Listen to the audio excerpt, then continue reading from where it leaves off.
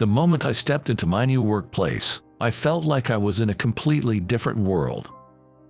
My name is Tom Yates, and I'm 32. I recently switched jobs to a game development company as a programmer. Originally, I was working elsewhere, but due to certain circumstances, I ended up transferring here. I didn't really have a choice in the matter, but on my first day, I honestly regretted coming. One reason was that there were quite a few people who seemed to have it out for me, a mid-career hire. Currently, I'm troubled by the presence of my colleague, Linda. She is 2 years younger than me, at 30. If she stays silent, she's remarkably attractive, with the facial features and body figure of a model. I was surprised to find out she's also a programmer like me. I had assumed she worked in a more public-facing role, like public relations. Essentially, she's my direct senior.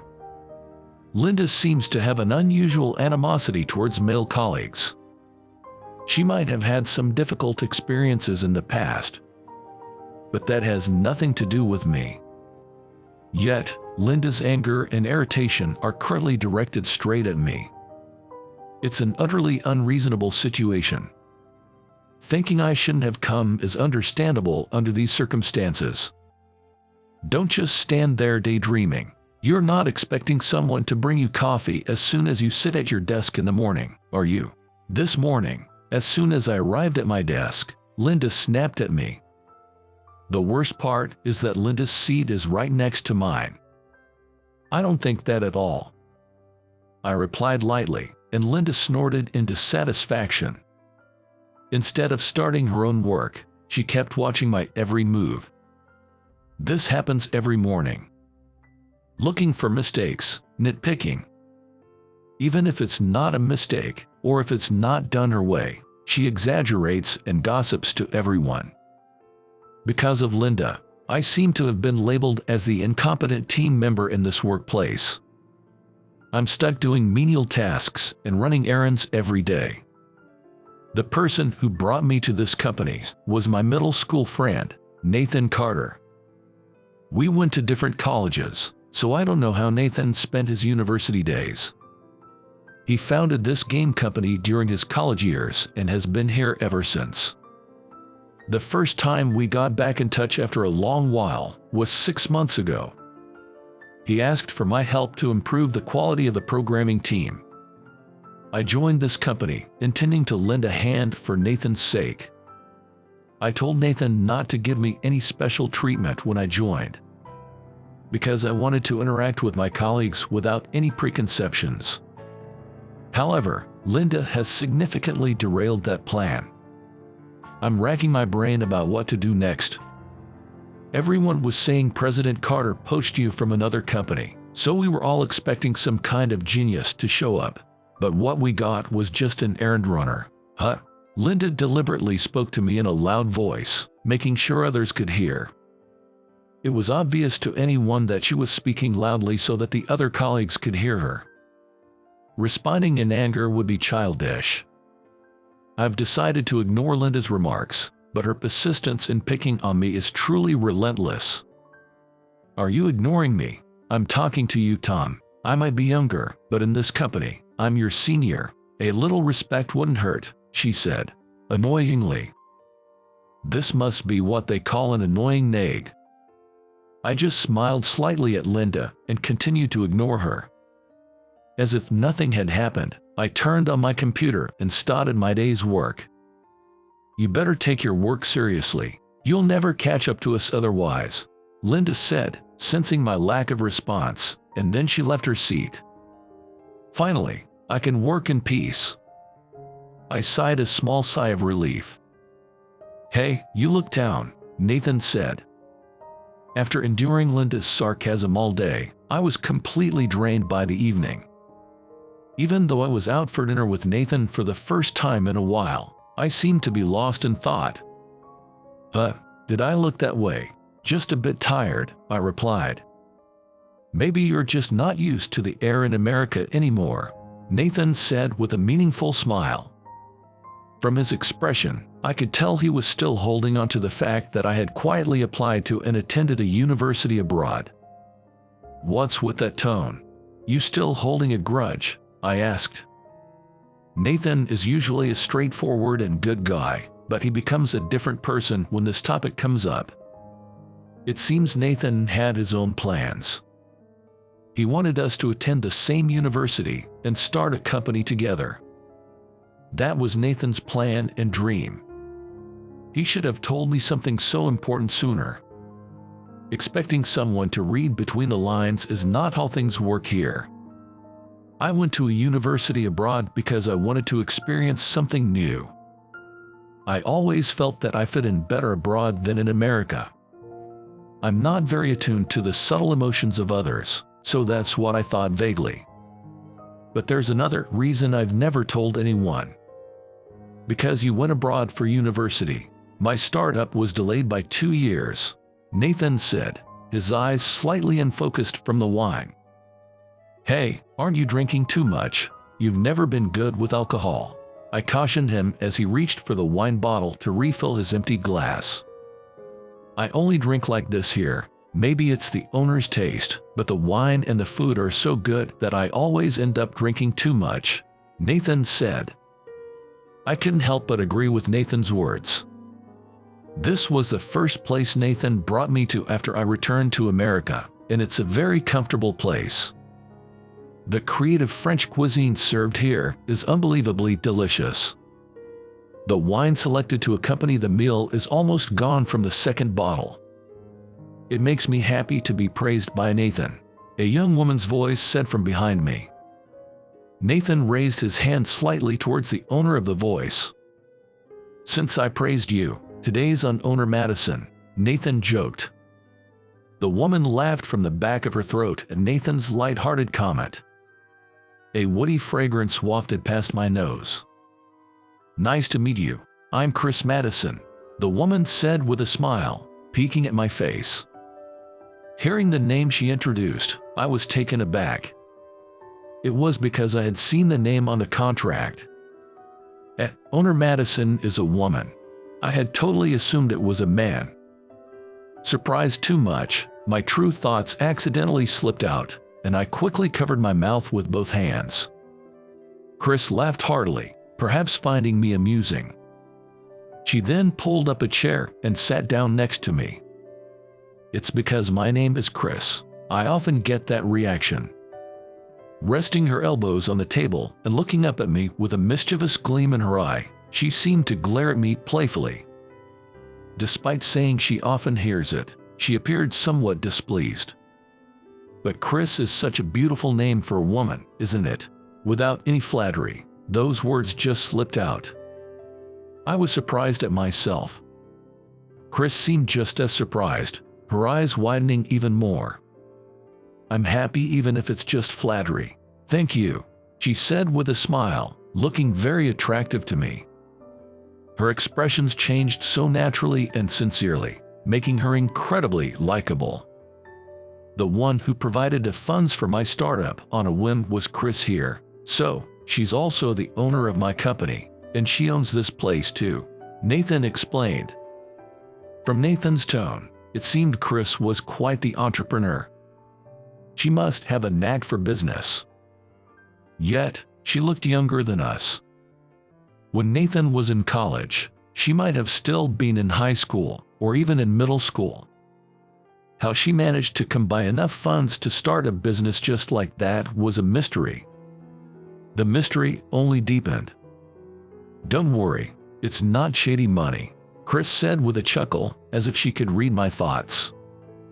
"The only thing I've figured out from our first meeting," I said. "You've figured out something already," Chris responded, sounding pleased. It made me think she was someone who enjoyed conversation. "I've realized you're a woman full of mysteries," I replied. Chris smiled enigmatically at my response. Chris laughed meaningfully at my response. Then, she reached out with her pale hand to the wine glass left on the table. The dim light shone through the red wine, casting a beautiful glow on Chris's pale hand. It swayed gently, looking incredibly elegant. I watched Chris slowly take a sip of wine, vaguely aware of my excitement about what she would say next. Men are silly. Women are made of mysteries. A woman who can be fully understood is hardly worth mentioning, she replied.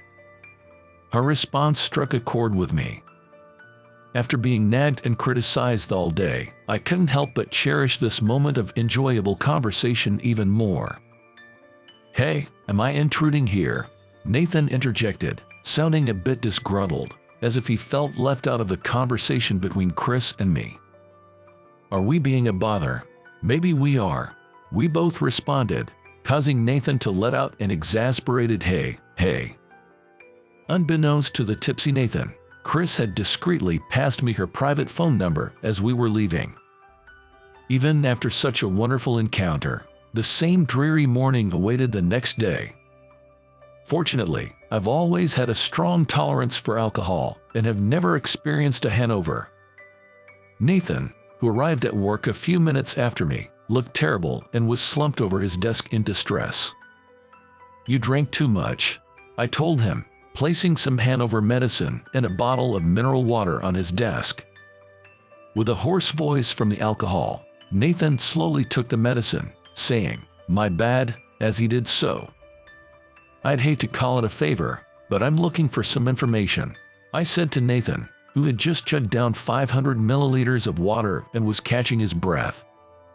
I can give you any information about Chris. I've been sworn to secrecy, Nathan replied, prompting me to click my tongue in frustration. It seems Chris got ahead of me. Now, figuring out how to approach this situation becomes a troubling dilemma. Nathan is the only reliable source of information I have at the moment. President Carter, hungover again, Linda interjected between Nathan and me. Although Nathan's title is president, his desk is on the same floor as ours. A consideration to make it easier for employees to consult with him. This makes the hierarchical barrier feel lower compared to other companies. Perhaps that's why Linda often talks to Nathan, the president, in a casual manner. Should I go buy you some hangover medicine again? Do you need some energy drinks and water as well? It must be a common occurrence for Nathan to be down with a hangover. Holding her cute pink wallet in both hands, Linda spoke to Nathan with an exasperated look. I always feel bad for this, but from today, I'll be fine. I've got my wife here to look after me, Nathan said, pointing in my direction.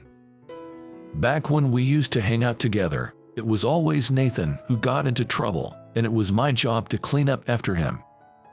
I was reminded of how I used to be called his wife. Sure enough, I had unconsciously bought hangover medicine, prepared mineral water, and even vegetable soup. Linda, who sharply noticed these items lined up on the desk, glared at me resentfully. That expression made me realize her cold attitude towards me might also have something to do with Nathan's presence. So I'm unnecessary, then. Since I'm not useful for the work, I guess I'll just cover for you with errands, Linda said, folding her arms in front of her chest. Her posture made it clear that she was completely shutting me out. Well, the underling should learn by watching my work and pick up the skills, Linda said condescendingly, and Nathan looked up at me as if he wanted to say something. I just shook my head slightly in response to his gaze. I'm always learning from you, I replied with a smile. Feeling that her sarcasm wasn't getting through, Linda clicked her tongue softly and walked away from Nathan's desk. As I watched her retreating figure, Nathan asked, "Is that okay with you?" "For now, it's fine. I have my own plans," I reassured him. Nathan must have felt something, seeing his close friend belittled in front of him. But revealing my true intentions isn't timely yet. I was called back by Nathan to grasp the situation within the company and the technical capabilities to root out any bad elements. I had intended to observe for a while, but circumstances didn't allow for that. The incident began with a phone call. I was the one who answered it. Before I could even mention the company's name, I was yelled at, nearly damaging my eardrum. The caller was that angry. It was from Director Smith, a longtime client to whom we had just delivered a program. Normally very calm, the call from Director Smith was unexpected. I managed to calm him down and listen as he explained that the program we delivered had a significant bug and that a part we had discussed changing during the specification meeting hadn't been altered at all in the delivered product. While listening, I operated the computer to check who was in charge of the project. It was a job handled by Linda's team. Glancing at Linda in shock, I could tell she must have heard the shouting through the receiver, as she was looking at me with a pale face. The client urgently requested a correction, with delivery by tomorrow. Unfortunately, Nathan was out on field work with the sales team. The atmosphere was too tense to even put the client on hold and check with Linda. Understood. We'll start the corrections immediately, I said before hanging up. Linda rushed over to me after I put down the receiver. Don't just accept it on your own.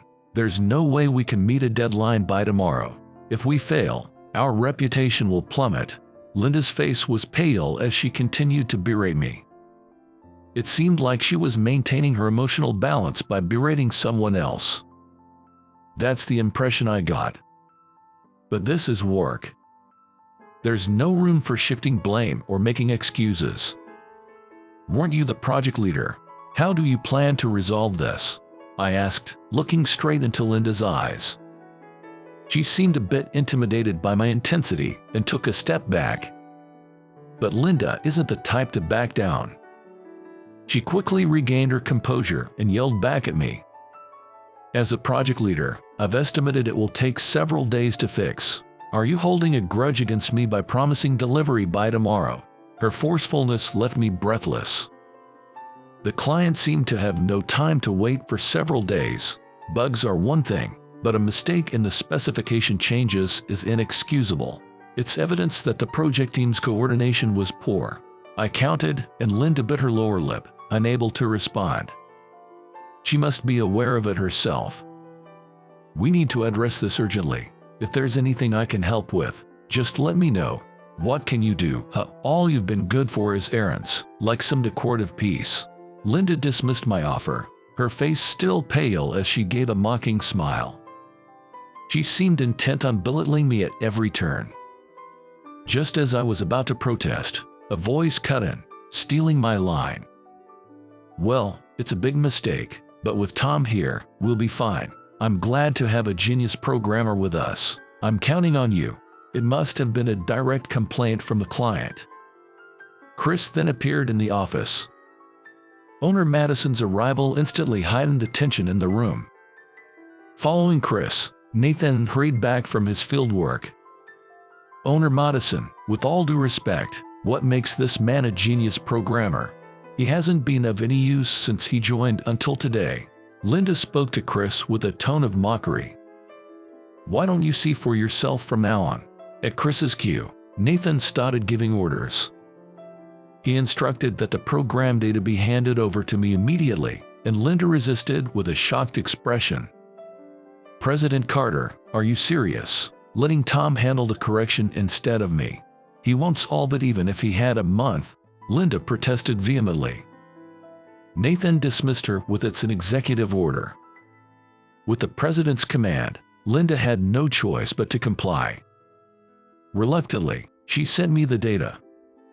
The mistake in the specification change was a simple communication error, a clear human error. This is something we'll need to improve going forward. I reviewed a program data that arrived. It was likely constructed by Linda. A feminine, beautiful, and flexible program. But within it was an anomaly that seemed to have been intentionally inserted. This I could quickly locate and correct. We can meet the deadline by tomorrow. Please review the changed specifications. Without taking my eyes off the screen, I addressed Linda in that manner. My fingers continued to glide across the keyboard. Linda, who had inhaled sharply as if to defy my words, stopped in her tracks as she watched the code flow on my screen. Overwhelmed by the program I was writing, she kept repeating, "How can this be?" in a faint voice. "Why, that's a silly question. Didn't they say they hired a genius programmer?" Chris said to Linda, who was taken aback. Then, in a voice loud enough for the other employees to hear, Chris spoke about my background at a major IT company abroad and how I was recruited to improve the current internal situation. "I've been hearing about the recent state of affairs inside the company from Nathan. Too many are sitting comfortably at the top, lacking humility and meticulousness in their work. I don't want to invest in a company with such employees. I want Tom to clean house. That's what I'm thinking," Chris said, causing more than one or two faces to change color. This deliberate bug was probably set up by someone to frame Linda. Although Linda has her issues personality-wise, her skill as a programmer is on par with Nathan's. My assessment was that she wouldn't normally make such a mistake. "I'll provide the funds. Please resolve this issue promptly," Chris said that, patted Linda on the shoulder, and left the office. She probably went to see the client. "Linda, please help me. It's difficult for me to meet the deadline alone," I said to Linda, who was still in a daze. Startled by my words, Linda snapped back to reality.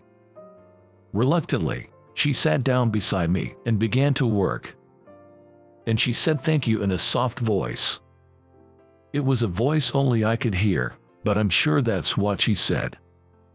It turned out to be an all-night effort, but by the time the morning sun rose, we had corrected both the bug and the specification changes. I believe the speed was unparalleled by other companies. My eyes were sore, and my shoulders felt as stiff as steel. "You did well. We made it in time. I knew I could count on you," Nathan said, offering me an energy drink.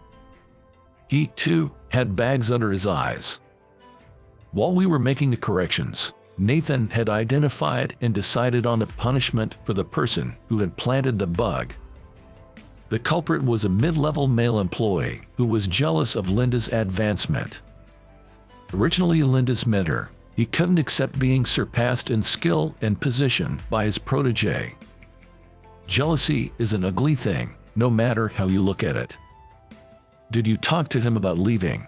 I asked about the punishment. Nathan nodded quietly. "I see." It was evident from his expression that it was a difficult decision for the compassionate Nathan.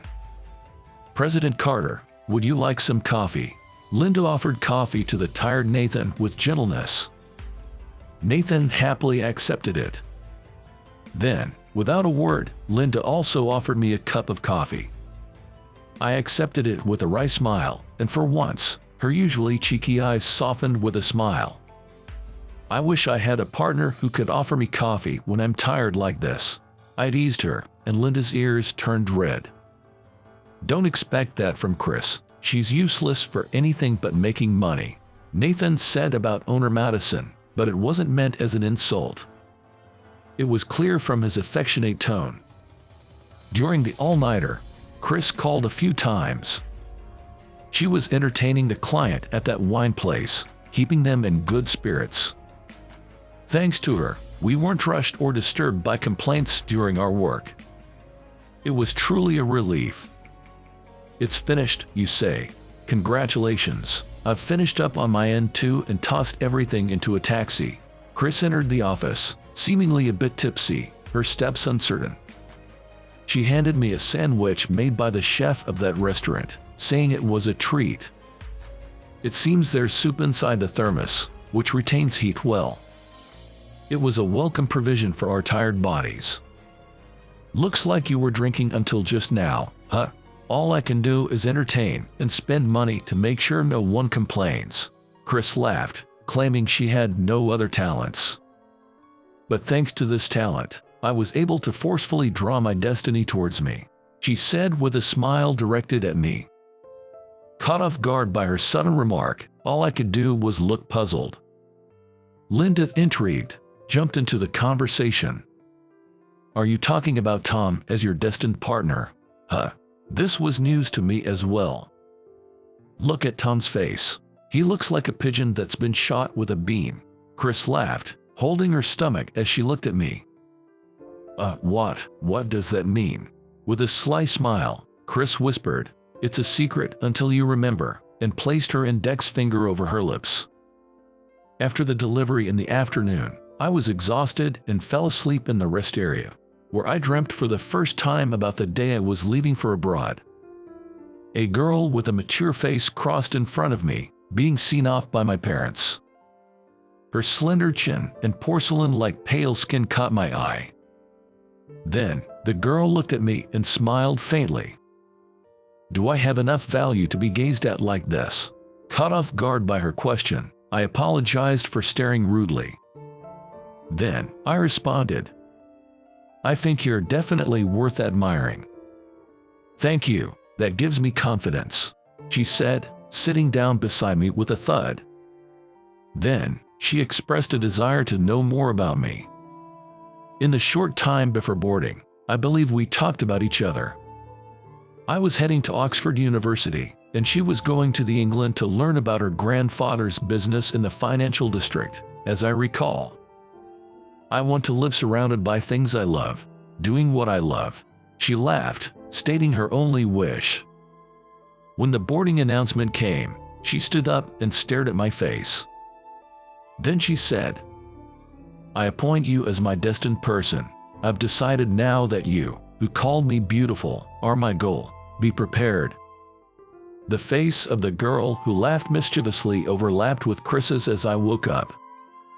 "Yes, good morning," I startled as Chris's voice came from right beside me. "Did you remember anything about me? It was quite a task to find you.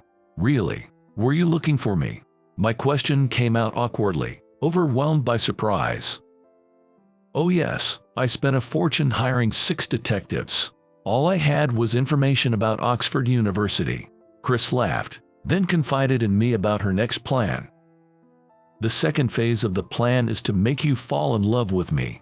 She said this with a serious face, even though that stage had long been surpassed. How should I convey this fact to her? What kind of expression would she have when I tell her? Excited, I carefully chose my words, hoping they would be the best possible answer for her.